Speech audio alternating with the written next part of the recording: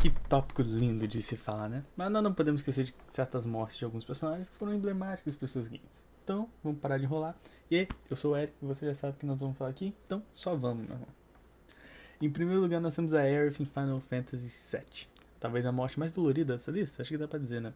É uma das mais inesperadas, e lá vai você com suas 50 milhões de horas em Final Fantasy VII, depois de muito tempo botado na Aerith num level alto, porque demora pra cacete, porque ela é uma personagem horrível, especialmente se você joga o remake, aparece o Sephiroth do nada e mostra que a Square Enix não se importa em matar seus personagens favoritos, né? Essa morte foi emblemática pra muitas pessoas, né? Principalmente quem jogou o clássico de PlayStation 1. Acho que todo mundo que jogou e acompanhou a história final do Final Fantasy se apegou muito nesse personagem. Ainda mais se você jogou o Crisis Core. Todo mundo também sentiu essa dor de ver essa personagem embora, né? Vale lembrar que a franquia Final Fantasy tem muitas mortes tristes, como o spoiler do Tidus, mas eu deixei a mais nostálgica ficar na frente. Mas fica do Tidus aí como menção honrosa.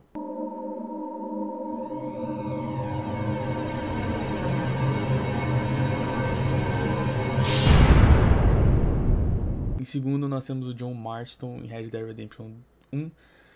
Agora, você não minta pra mim que você ficou mal com essa morte, porque eu quase chorei, mano. Um jogo tão foda como Red Dead já machuca de saber que tá chegando no fim. Mas quando você perde um personagem tão foda quanto o Marston, dói ainda mais, cara.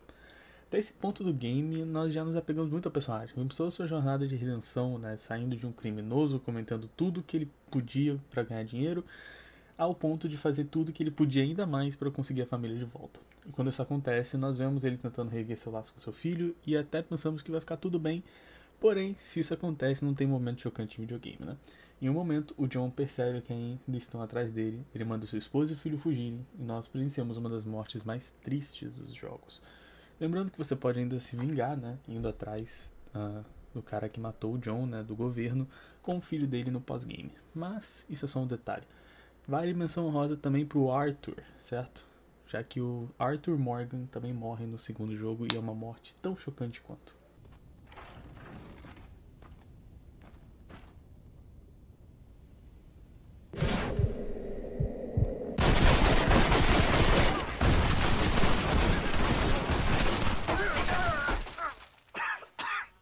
Joel, The Last of Us Part 2. Eu confesso que eu não sou fã de The Last of Us Part 2. É um jogo que tem ideias boas, mas pra mim a Ellie não chega perto do carisma que o Joel tinha e seu relacionamento não é tão bem explorado quanto podia ser. Eu até pretendo fazer um vídeo falando sobre o que eu acho de The Last of Us Part 2. Mas eu não minto, cara, a morte do Joel me fez chorar um pouco. Ver esse personagem morrer machuca. Um personagem tão foda, com uma história incrível, morrer já dói. Agora, mano, um personagem como esse morrer sem nem poder se defender, sendo morto atacado por trás, é uma forma horrível e covarde de matar alguém. A Naughty Dog não deveria ter feito isso. O Joe, na minha opinião, não era pra ter morrido aqui. Não foi um timing bom pro personagem morrer, principalmente porque ele ainda tem muito potencial pra explorar. Só que aqui eles desperdiçaram isso. Mas eu admiro a coragem da Naughty Dog de fazer isso, de matar um dos seus personagens dessa forma.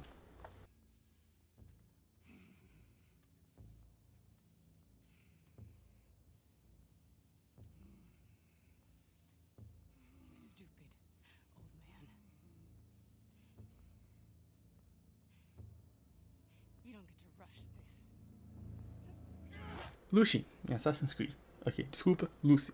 Talvez eu só esteja muito viciado em Assassin's ultimamente pra colocar nessa lista. Eu tô jogando todos, inclusive.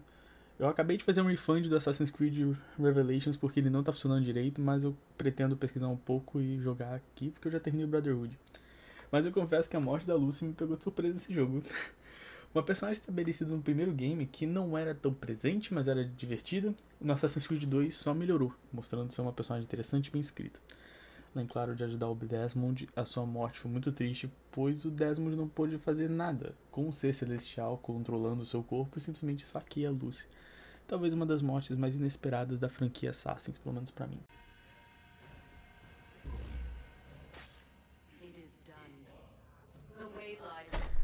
Ashley, Until Dawn. Peço desculpa por esse barulho, eu bati no momento que tô aqui fazendo aqui, porque os vídeos são muito eletrizantes. Talvez eu esteja trapaceando um pouco, mas aqui alguns talvez não presenciariam mesmo. Mas em certo momento, jogando com o Chris, nós somos obrigados a escolher entre matar Ashley ou Josh. E eu confesso que fiquei na dúvida entre qual deles. Mas eu escolhi matar o Josh. Só que eu voltei pra ver como era a morte da Ashley e confesso que é uma morte um pouco mais triste do que a do Josh. Já que é um personagem que nós acompanhamos por mais tempo e acabamos nos apegando mais. E principalmente depois do que a gente descobre do decorrer do jogo. A morte do Josh nem foi tão ruim assim, né?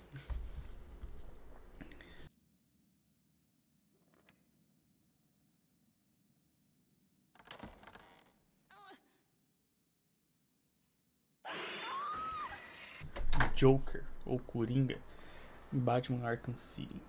Perder um personagem que a gente ama dói. E quando ele é o vilão, pode ver tanto quanto. Quando o Coringa morre em Arkham City é doloroso de ver. Perder o melhor vilão da marca Batman é complicado, viu? O lado positivo é que ainda bem que não foi a despedida do palhaço, já que ele volta pra sequência. Batman Arkham Knight. Após o morcego inalar o gás do medo do espantalho, e vale dizer que as fases do Coringa Arkham Knight são hilárias e seus momentos são fodas, principalmente do final do game.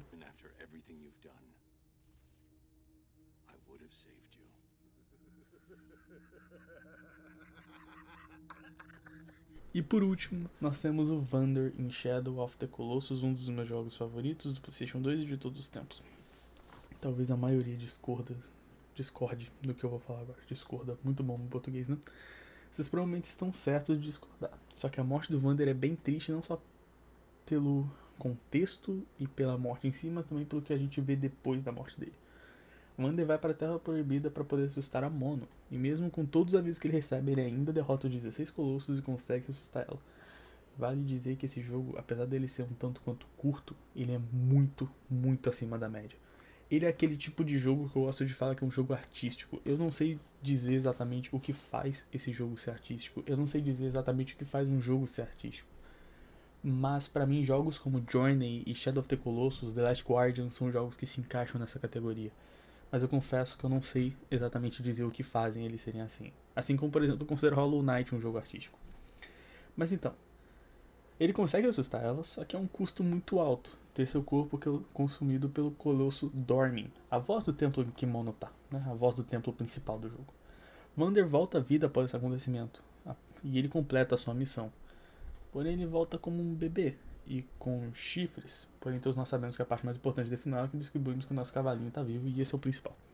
Vale dizer que Shadow of the Colossus é um jogo que deixa você interpretar as coisas. Você pode interpretar o que você quiser desse final.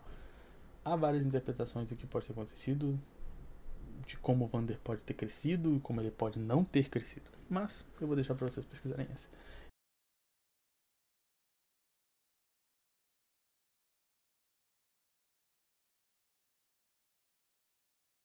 E para todo mundo que está pedindo para eu fazer algum formato final, eu vou